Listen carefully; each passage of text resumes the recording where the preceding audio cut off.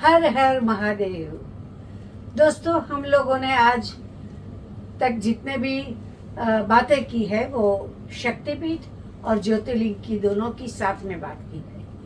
आज हम जो बात करने वाले हैं वो ऐसे ज्योतिर्लिंग की है कि जो ज्योतिर्लिंगों के लिस्ट में दूसरे नंबर पर आता है। जी हाँ, नेपाल काठमांडू स्थित पशुपतिनाथ। वो नाम बहुत ही प्यारा और जगह भी बहुत ही प्यारी। कहते हैं कि भगवान और पार्वती जी को वो जगह इतनी पसंद आई कि उन्होंने हिरण का रूप लेके वहाँ घूमना शुरू किया। जैसे ही वहाँ घूमते रहे, भगवान ने सोचा, विष्णु जी ने, ब्रह्मा जी ने, कि भगवान गए कहाँ हिमालय छोड़ के।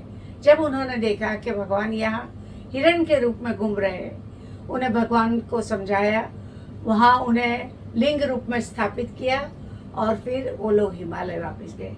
तो इतनी सुंदर वो जगह है और ये कहते हैं कि शिवलिंग खुद वहाँ के स्थित हो गए। तो वहाँ शिवलिंग को जीवन स्वरूप से माना जाता है। दूसरी कहानी ऐसी है कि एक ग्वाला का बछड़ा गाय वो एक खास जगह पर जाके दूध निकाल देता था और वो जगह जब निकाली गई तो वहां से ये शिवलिंग मिला। तीसरी कहानी ऐसी है कि पांडवों ने और कौरवों ने जब युद्ध किया तो पांडवों ने जो कौरवों को मारा वो तो उनके ही गोत्र के थे, तो सगोत्र वध का उनको श्राप लगा, पाप लगा। तो उनका निवारण कैसे करें? भगवान श्री कृष्ण ने सलाह दी कि जाइए शिव जी के पास जाके उनसे क्षमा मांगिए। गोत्र को देने वाले तो वही है। उन लोगों ने तय किया और जाने लगे, पर शिव जी को उनको मिलने का मन नहीं था, तो उन्होंने भैंसे का स्वरूप ले लिया। और जमीन में जैसे ही जाने लगे, पांडवों को पता चल गया कि ये भैंसा नहीं, ये शिव जी है। भीम ने उनकी पूंछ पकड़ ली, आधे भैंसा जमीन में। वो कहते हैं कि वहाँ उनके शरीर के टुकड़े टुकड़े हो गए। एक टुकड़ा भीम के हाथ में रहा और उसका जो मुंह टूट के गया वो नेपाल में रहा। तो नेपाल को आधा केदारनाथ कहते हैं और केदारनाथ जो स्थान है वो और नेपाल दोनों आधे आधे समान है। आप पहले केदारनाथ की ही दर्शन करो, बाद में ही नेपाल का दर्शन कर सकते हो, तो ही उस यात्रा को पूरी मानी जाती है। अभी ये पशुपतिनाथ मंदिर बहुत ही आकर्षक, पैगोडा शैली बोलते हैं, उनका जो आकार है उसे पैगोडा शैली बोलते हैं। सोने की परत, चांदी के दरवाजे बनाए हुए हैं और बहुत ही खूबसूरत ढंग से ये मंदिर बनाया गया है। यहाँ शिवलिंग की एक खास बात है, शिवलिंग को 5 मुख है, उत्तर, दक्षिण, पूर्व, पश्चिम और ऊपरी तरफ एक मुख है।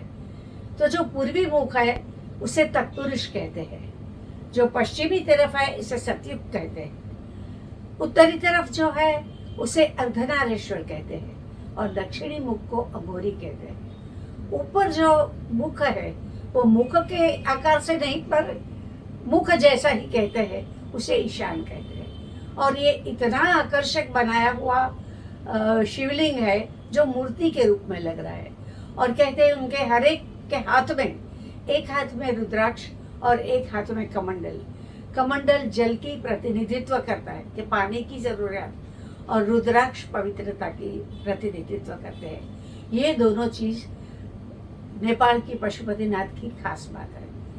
और एक बात है कि पशुपतिनाथ अगर आप दर्शन करने वहां जाओ तो वहां इस पास में परासर में बहुत सारे मंदिर है और कहते हैं कि वहां से 15-20 मिनट के रास्ते पर माँ का शक्तिपीठ भरा है। माँ का शक्तिपीठ जो है उसे गुहेश्वरी शक्तिपीठ कहते हैं। वैसे वो नाम इतना जाना माना नहीं है क्योंकि माँ का गुह्य स्थान वहाँ गिरा था। तो कहते हैं पर उस विस्तार में जानकी का मंदिर, दक्ष राजा ने जहाँ हवन किया था वो जगह, कृष्ण भगवान ने को जहाँ बाण लगा था उससे भी वो नजदीक, ये सब नजदीक नजदीक में है। तो नेपाल में ऐसे दर्शनीय स्थल बहुत है।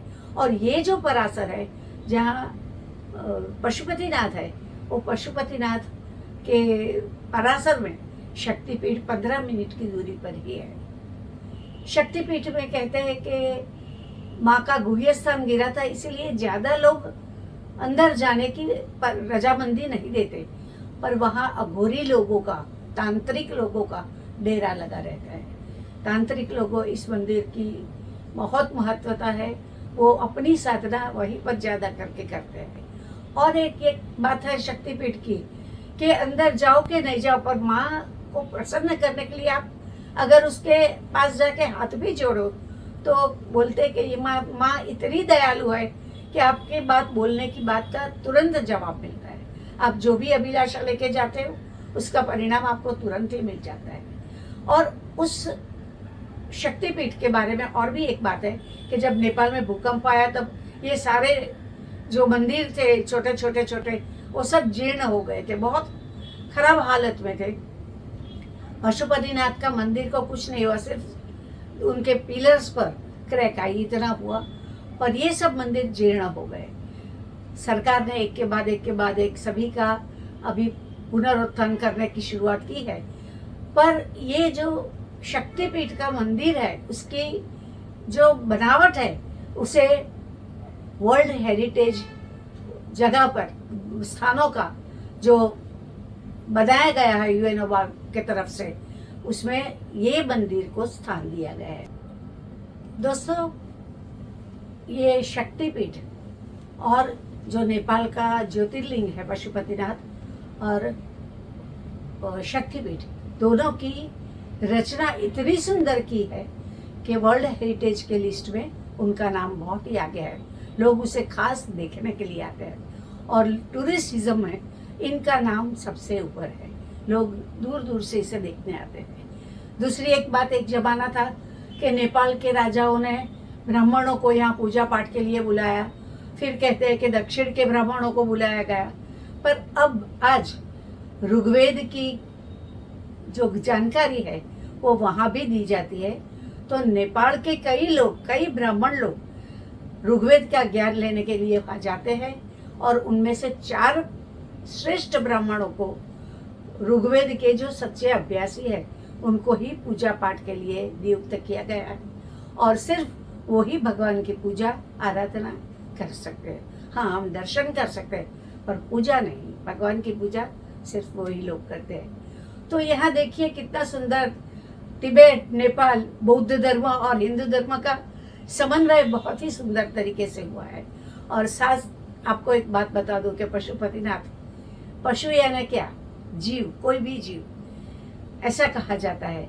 पशुपति, पति मतलब के स्वामी, जो हर जीवों का स्वामी है वही है पशुपतिनाथ। तो आप जब भी जाओ तो पशुपतिनाथ और शक्तिपीठ दोनों को हाथ जोड़ के प्रणाम करो, अपनी मनवांछित कामना मांगो, वो अवश्य पूरी करेंगे। तो दोस्तों, लगता है आपकी यह बात आपको अच्छी लगी होगी। अच्छी लगी है तो आपको शेयर करना है, लाइक करना है और दोस्तों में सब्सक्राइब भी करना है। चलिए, आज के लिए इतना ही। कल फिर मिलेंगे एक नई कहानी साथ। जय अम्बे।